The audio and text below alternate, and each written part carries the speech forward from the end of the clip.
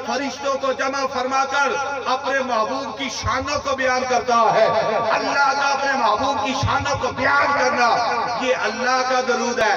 और आगे से फरिश्ते सुनकर दाद देते, मौला और बयान फरमा, मौला और बयान फरमा। ये फरिश्तों का दरूद है।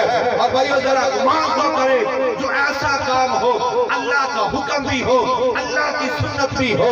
इसी को इमाम जलालुद्दीन अस्सयूती रहमतुल्लाह अलैह आप फरमाते हैं कि ये महफिल करना ये इतना बड़ा काम है, अगर दिखलावा आ जाए, रियाकारी आ जाए, तब भी अल्लाह की बारगाह में कबूल ही कबूल है। यही वजह है।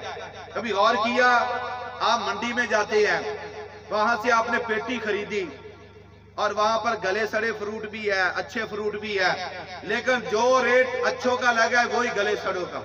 वजह क्या कि उन गले सड़ों की निस्बत अच्छों के साथ हो गई। और यही वजह है कि हमारी दुआएं, हम तो गुनाहगार हैं, पता नहीं अल्लाह की बारगाह में कबूल है या कबूल नहीं है। और ये महफिल करना या दुरूद पढ़ना ये एक ऐसी इबादत है जो अल्लाह की बारगाह में कबूल ही कबूल है। और यही वजह है हम आका अलैहिस्सलाम की सनाखानी करते हैं, आका अलैहिस्सलाम की अज़मतों को बयान करते हैं, आका अलैहिस्सलाम के सहाब का जिक्र करते हैं, आका अलैहिस्सलाम की आल का जिक्र करते हैं। ये वो जिक्र और वो इबादत है जो अल्लाह की बारगाह में कबूल ही कबूल है।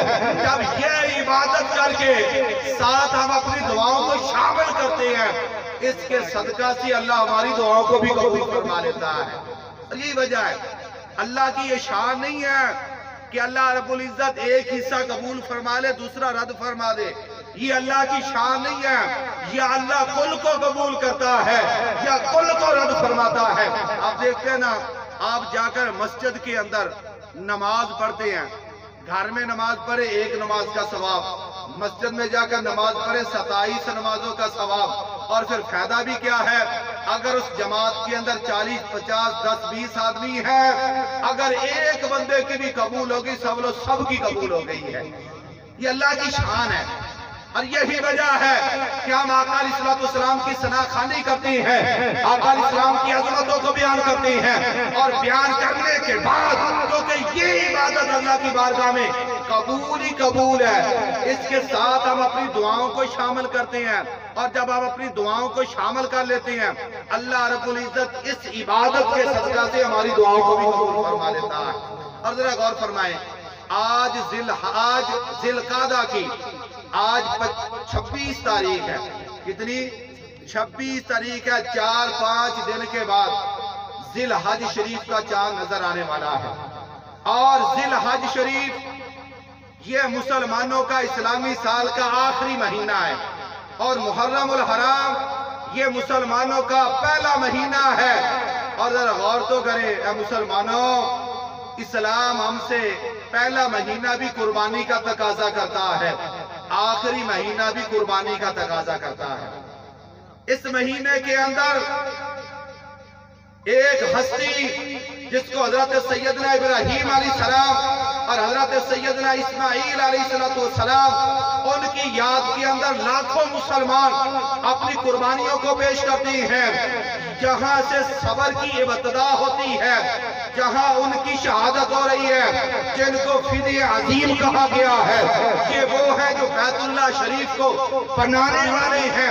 इनसे कुर्बानी का सिर्फ तकाजा किया गया, लेकर कुर्बानी ली नहीं गई। और ये सिलसिला चलता रहा यहाँ तक कि सबर की इंतहा भी मौला हुसैन के ऊपर हुई। और इस शहादत को मुकम्मल भी मौला हुसैन ने फरमाया।